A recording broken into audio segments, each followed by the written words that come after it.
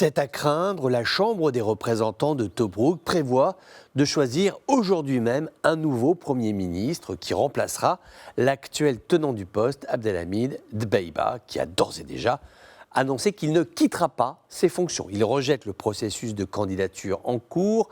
2 candidats à sa succession ont déjà été entendus en ce début de semaine. Fatih Bachaga, qui est un ancien pilote de chasse, qui est devenu par la suite ministre de l'Intérieur, également Khaled Bibas, un haut fonctionnaire. Si ce processus va à son terme, ils vont donc se présenter devant les parlementaires. Viendra le moment du vote, le dépouillement des urnes, l'annonce des résultats et le nom du Premier ministre de transition qui sera reconnu par Tobrouk, parce que sur le papier, il aura les mêmes fonctions que l'autre Premier ministre de transition, celui de Tripoli, Dbeibah. Donc ce dont nous parlons ici, c'est bien d'un spectre de la segmentation, de la division du pays, et ce qui est inquiétant, c'est que autant à Tripoli qu'à Tobrouk, la volonté est forte d'aller jusqu'au bout, ne rien lâcher. C'est préoccupant car cela arrive à un moment où il y avait un semblant de cohésion. Tout le monde était d'accord pour dire que le report de l'élection présidentielle était une bonne chose. Il pouvait y avoir ici et là des divergences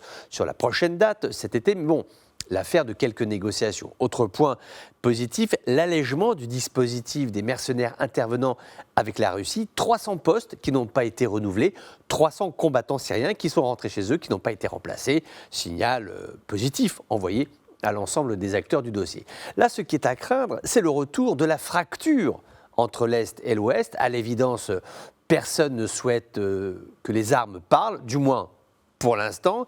Il y a au moins consensus sur ce point. Le Parlement de Tobrouk tente de jouer la carte des textes, des engagements écrits. Et c'est vrai sur ce fait, sur ce point, après on peut penser ce que l'on veut, mais c'est une réalité factuelle. Il était prévu, il était écrit que la mandature de Dbeibah était provisoire et devait venir à échéance le jour de l'élection présidentielle, qui n'a pas eu lieu, qui a été repoussé. Le Parlement de Tobrouk estime que la mission de Dbeibah est terminée, qu'il faut nommer quelqu'un d'autre qui mènera le pays jusqu'au processus électoral. L'option est risquée car en Libye, les tensions militaires ne sont jamais bien loin. Les milices savent se faire entendre, influer, influencer. On est donc dans une situation où il ne faudrait pas grand-chose pour que le cessez-le-feu se lézarde. On ne va pas dire vole en éclats, soyons prudents, mais il est un fait que 2 premiers ministres de transition pour un seul poste, c'est ici la porte ouverte au retour de vives tensions en Libye.